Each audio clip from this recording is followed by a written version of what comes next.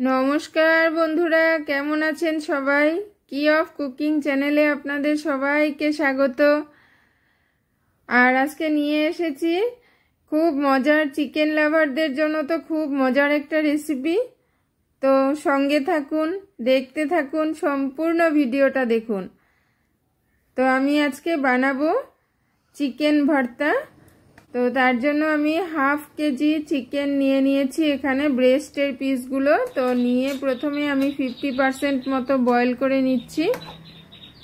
তো তার জন্য জলে একটু নুনও দিয়ে দিলাম, সামান্য নুন দিয়েছি।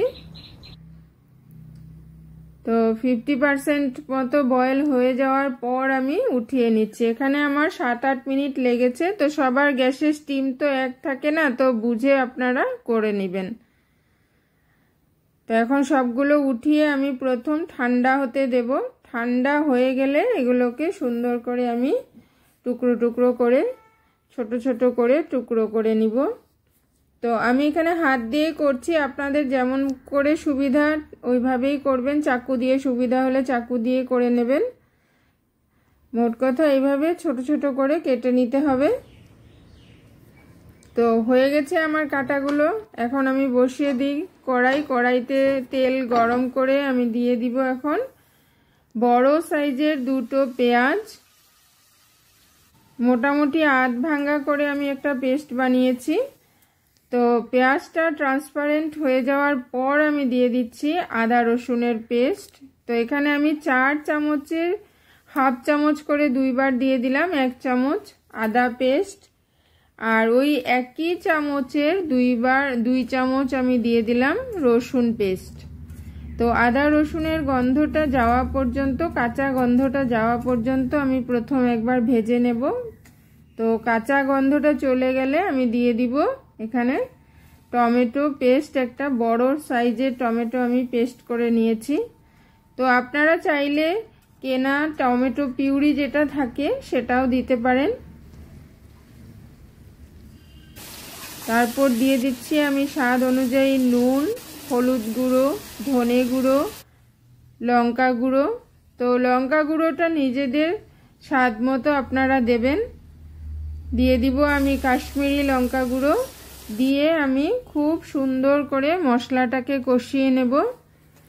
তো মশলাটা কষানো যে কোনো রান্নার খুব ইম্পর্টেন্ট একটা পার্ট।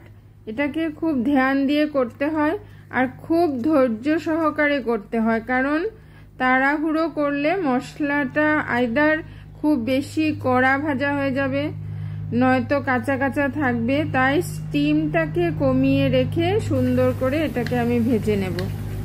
আরেক দিকে আমি একটা পেস্ট রেডি করে নিয়েছি, তার মধ্যে আছে কাজু বাটা, 8-10টা কাজু বাটা, সামান্য মগজের বাটা আর 2 চামচ দই মিক্স করে আমি একটা পেস্ট বানিয়ে নিয়েছি।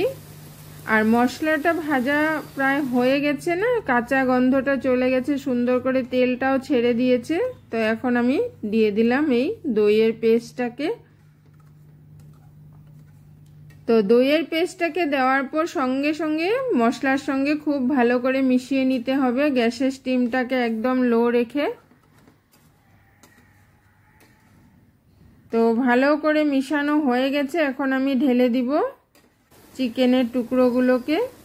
আর চিকেনের টুকরোগুলোকে দিয়েও মশলাটার সঙ্গে খুব ভালো করে মিশিয়ে নিব। চিকেন যতটুকু অর্ধেকটা সিদ্ধ আগে হয়েছিল, এখন বাকি অর্ধেকটুকু হয়ে যাবে। চিকেন ওভারকুক যেন না হয়, ওভারকুক হয়ে গেলে চিকেনের টেস্টটা একদম নষ্ট হয়ে যায় আর ছাবা ছাবা একটা টেস্টও এসে যায়। তারপর আমি দিয়ে দিচ্ছি চিকেনের স্টক 2 হাতা। তো আপনারা যদি গ্রেভিটা আরও একটু সামান্য একটু বেশি রাখতে হয় তো আর একটুখানি স্টকটা দিতে পারেন। তো এটা দিয়েও আমি ভালো করে মিশিয়ে কয়েক মিনিট নাড়াচাড়া করার পর আমি দিয়ে দিচ্ছি বেশ অনেকগুলো ফ্রেশ ক্রিম।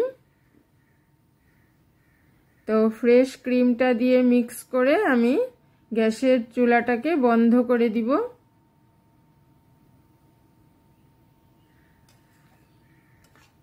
তো তো আমার দেখানো রেসিপিটা যদি ভালো লাগে তো অবশ্যই লাইক, শেয়ার আর সাবস্ক্রাইব করে সব সময় আমার সঙ্গে থাকুন। আর আমি আশা করব আপনারা অবশ্যই বাড়িতে বানাবেন, আমাকে কমেন্টে জানাবেন। তো আজকের জন্য এখানেই, থ্যাংক ইউ।